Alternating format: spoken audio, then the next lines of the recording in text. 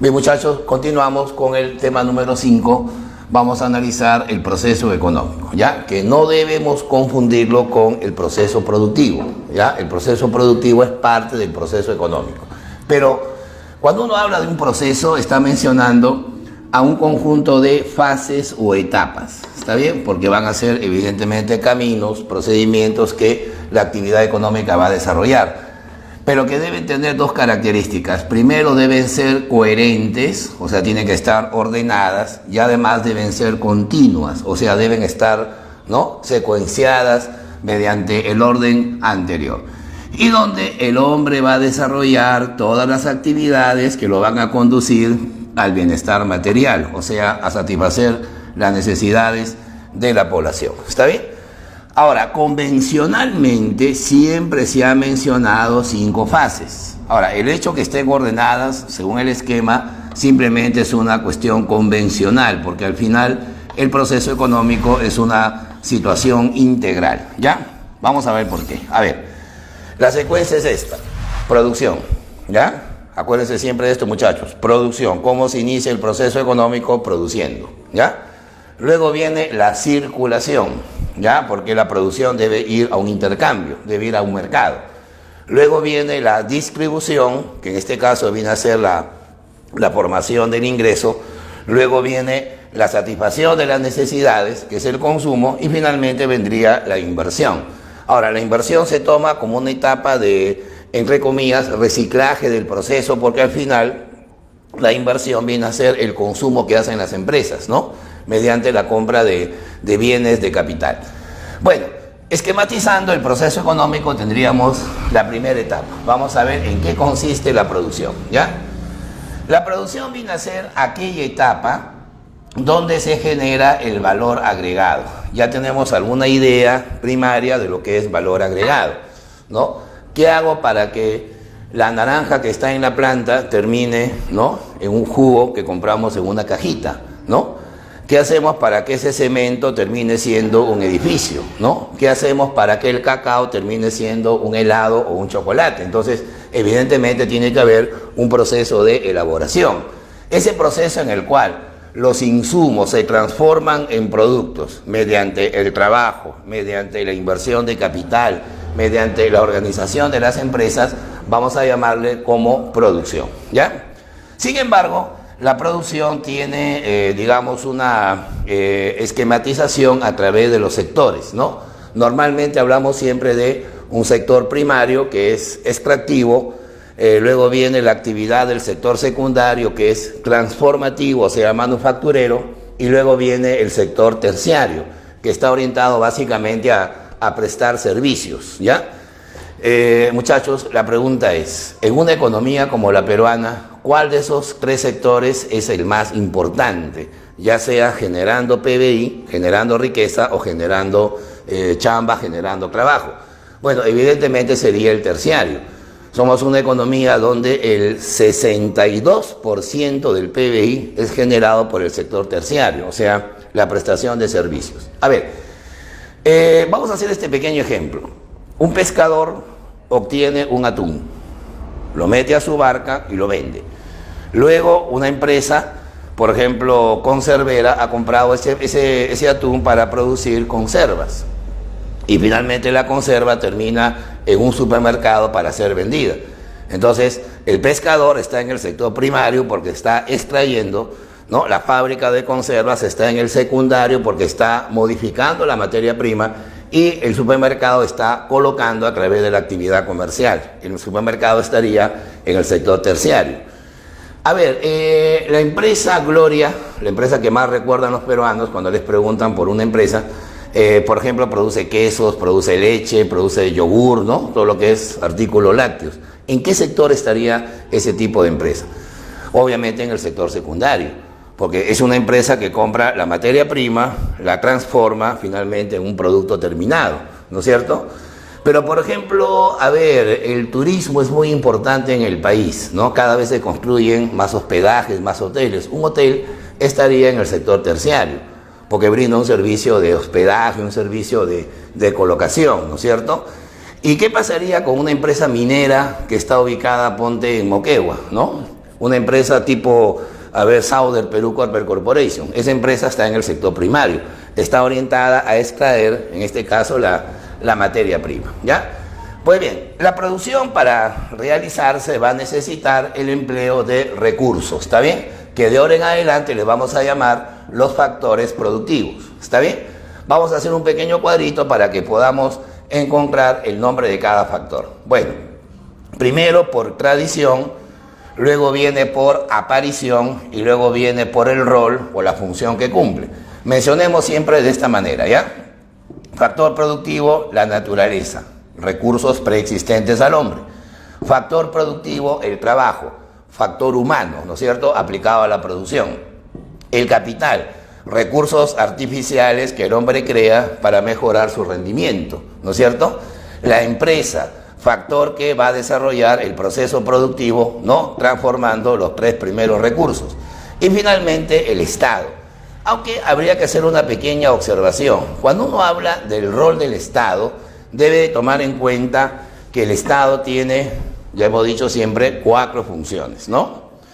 La estabilizadora, la reguladora, la proveedora y la redistributiva. En función a eso se puede observar la importancia que tiene el Estado dentro de la economía. Eso también dependerá de qué sistema tengamos. Por ejemplo, la economía peruana y la economía cubana son totalmente distintas. Mientras la peruana es una economía competitiva, una economía de mercado, la economía cubana es una economía dirigida, ¿no? Es una economía netamente planificada. Por ejemplo, las dos Coreas, ¿no? Corea del Sur, Corea del Norte. Corea del Sur, la progresiva, la más democrática, la sexta economía del mundo, es una economía de mercado.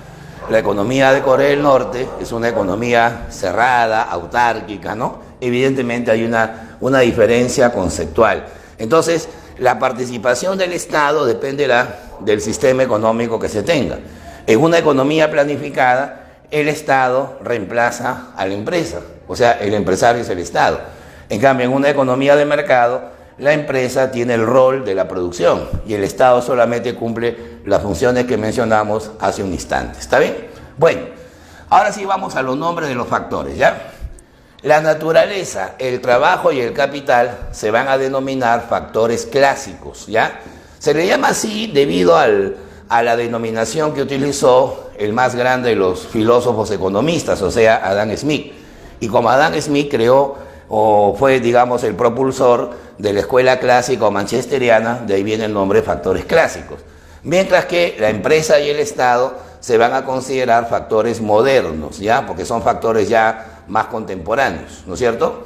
Bueno, según la aparición, la naturaleza es preexistente al hombre. El trabajo son las fuerzas, ¿no?, mentales y físicas del hombre. Por eso se les llama factores originarios. Mientras que el capital, la empresa y el Estado se van a llamar factores derivados, ¿correcto? Ahora, según el rol, la naturaleza tiene dos, digamos, condiciones o funciones. Primero es pasivo y segundo es condicionante. ¿Por qué se dice que la naturaleza es un factor pasivo? Porque ella sola no aporta nada al proceso.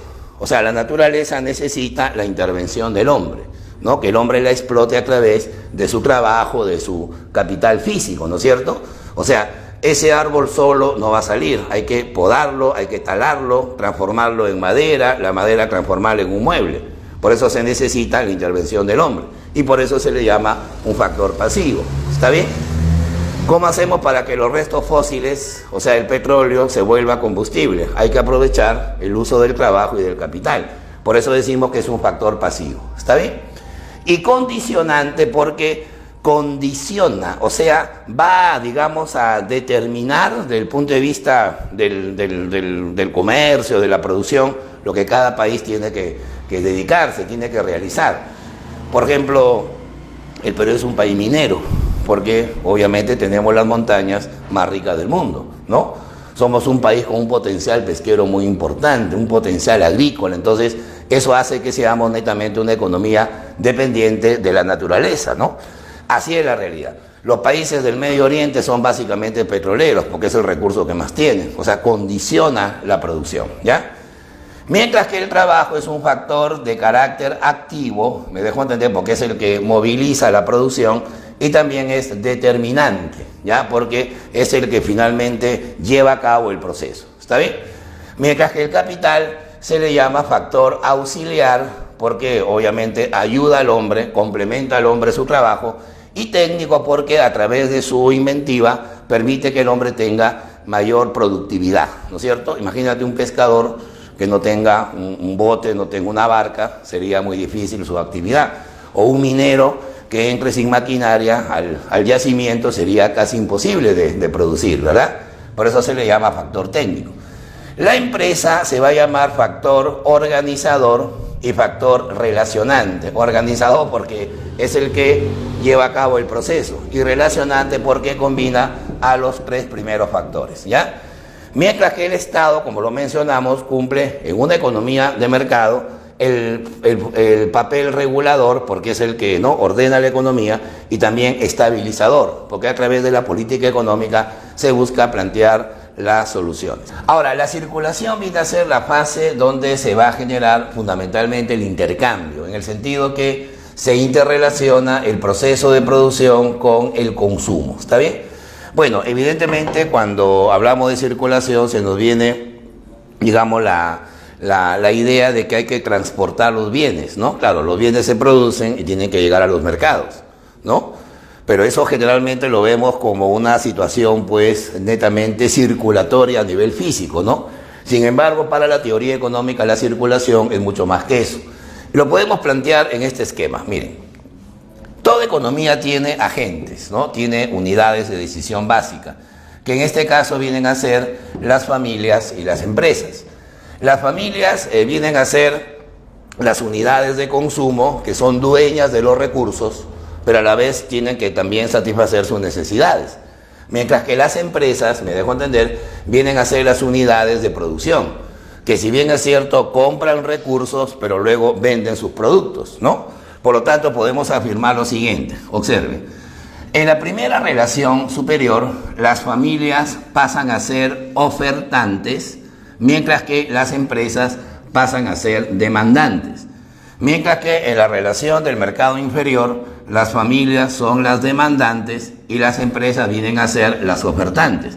Por eso decimos que entre las familias y las empresas se forman los mercados, ¿está bien? Y esos mercados se pueden plantear así. A ver, ¿qué necesitan las empresas para poder producir? Ahí está, naturaleza, trabajo y capital. ¿Quiénes son dueñas de estos recursos? Vienen a ser las familias. Por eso que las familias ofrecen, venden los recursos productivos que las empresas van a utilizar en el proceso de producción. A ese movimiento, a esa cantidad de trabajo, de capital, de materias primas negociadas, se le llama el flujo real. ¿Correcto? El flujo real. Flujo viene a ser el movimiento, todo aquello que se va a intercambiar. Mientras que las empresas van a tener que pagar las remuneraciones, ¿está bien? Van a tener que pagar a los dueños de los factores de producción, que son las familias. ¿Qué van a pagar las empresas? Van a pagar rentas, van a pagar alquileres, van a pagar salarios, van a pagar, bueno, en general los sueldos, ¿no? Los jornales, ¿no es cierto? Los beneficios que las familias deben obtener. Y a ese movimiento monetario se le llama el flujo nominal, ¿ya? O sea, todo flujo real va a generar un flujo nominal.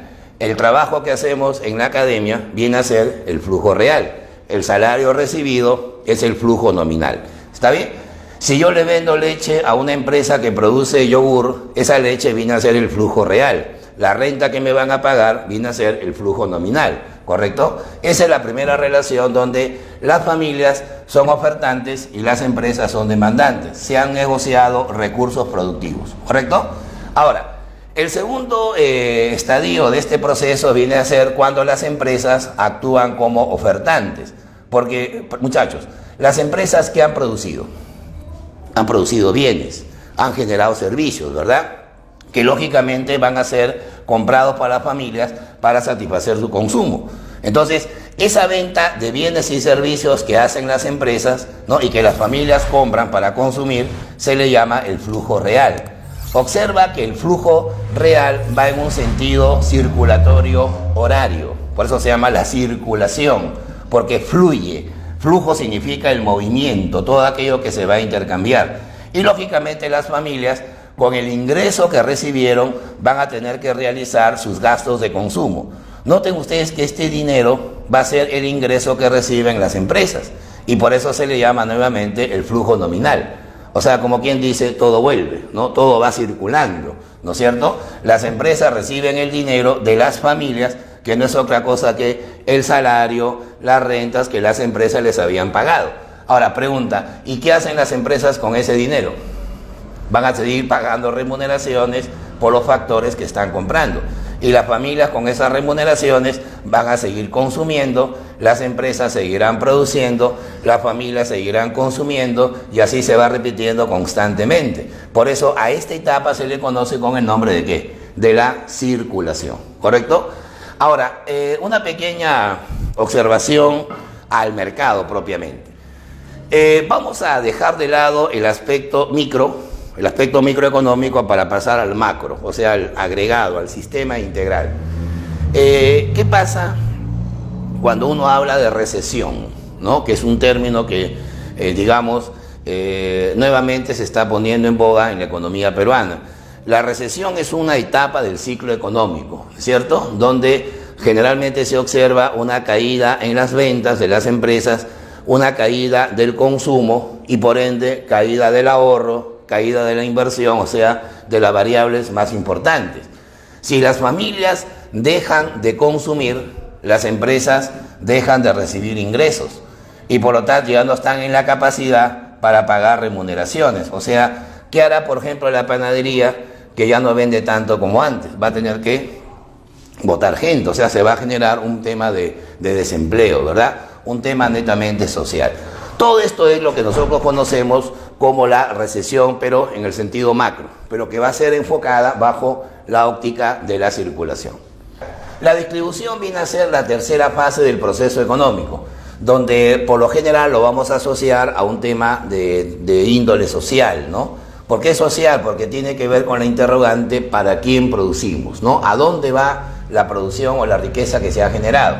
Entonces la distribución se define como los pagos, o sea, las retribuciones, las remuneraciones que se dan, ojo, a los dueños de los recursos. O sea que esto tiene mucho que ver con un tema de propiedad, ¿no? Bueno, veamos a ver.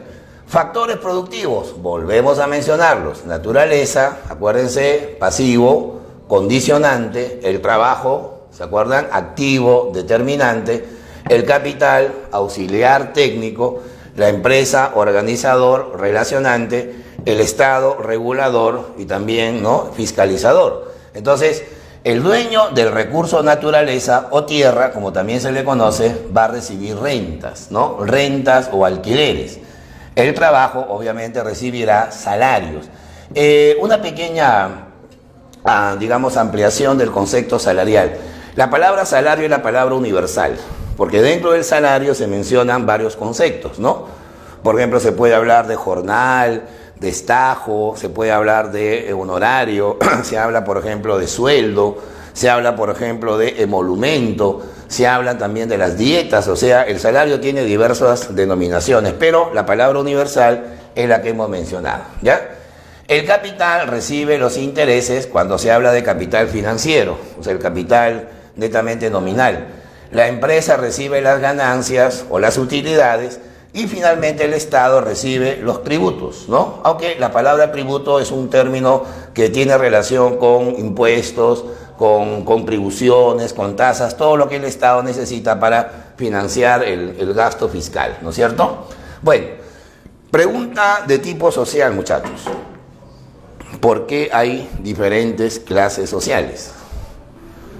¿Por qué se habla de el nivel de ricos, holgados, clase media consolidada, clase media emergente y el nivel de la pobreza económica, ¿no? O la pobreza social? ¿De qué depende esa diferencia de salarios? ¿Por qué el 30% de peruanos gana el ingreso mínimo, ¿no? Y el otro 70%, de la mitad de repente está desempleado o subempleada, y un pequeño porcentaje tiene un ingreso muy alto? O sea, ¿por qué esa diferencia? Justamente porque la economía logra descubrir que la distribución depende de dos elementos, ¿no? En primer lugar estaría la propiedad de los recursos. Esto implica que necesariamente en los países capitalistas o de economía liberal o de mercado, este es un problema más grave, ¿no? Porque evidentemente ahí predomina la propiedad privada. Que más recursos privados tenga, obviamente tiene más remuneraciones. Por ejemplo, ¿qué pasa si yo soy dueño de una pollería? Yo tengo las ganancias como empresario, si soy el gerente tengo el sueldo como gerente, si soy el dueño local yo mismo recibo la renta, entonces es evidente, y si soy un evasor de impuestos me beneficio mucho más, entonces es muy importante la propiedad. En un país socialista, supuestamente, la falacia del socialismo dice que hay una igualdad de clases, ¿no? Porque se asume que los recursos, ¿no es cierto?, no están bajo propiedad privada, sino bajo el control del Estado.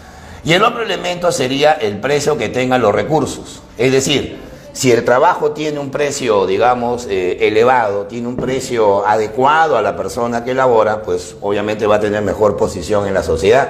Si el capital tiene un precio más alto, también. Entonces, es muy importante cuál es el factor y cuál es el precio que se paga para determinar las condiciones de la distribución. Si un país quiere mejorar la distribución del ingreso mediante las políticas redistributivas, atención gobierno, eso tiene que hacerse mediante estas modificaciones, ¿no?